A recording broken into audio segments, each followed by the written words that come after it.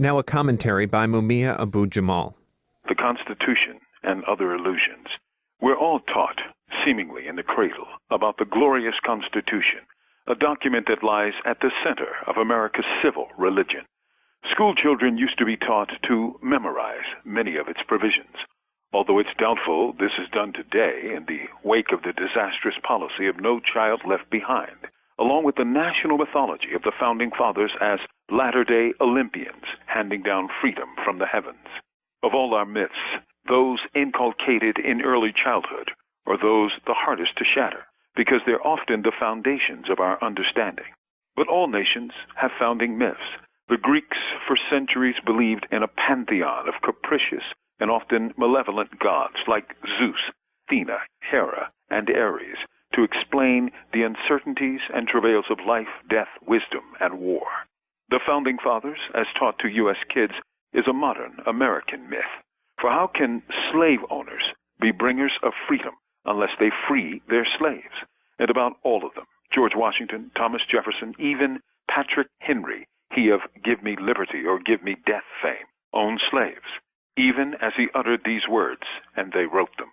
MOVE supporter I. Abdul John used to say, "You only need to talk about freedom of speech and freedom of religion and all other kind of freedoms if you ain't got it. Because if you got it and it's real, you ain't got to write about it and talk about protecting it and whatnot." True enough.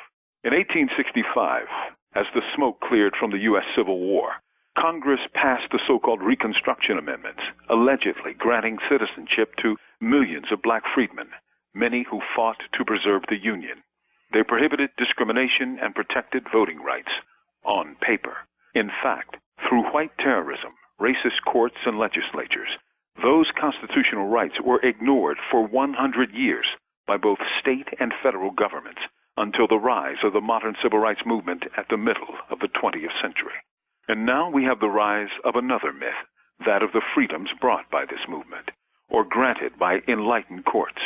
Truth is, new freedoms did emerge for those who could afford it. By that I mean a select class freedom was granted to the black middle class who could access it. For the black poor, the Constitution has all of the relevance as that expressed by the writer Anatole France, who quipped, "The law, in its majestic equality, forbids the rich as well as the poor to sleep under bridges, to beg in the streets, and to steal bread."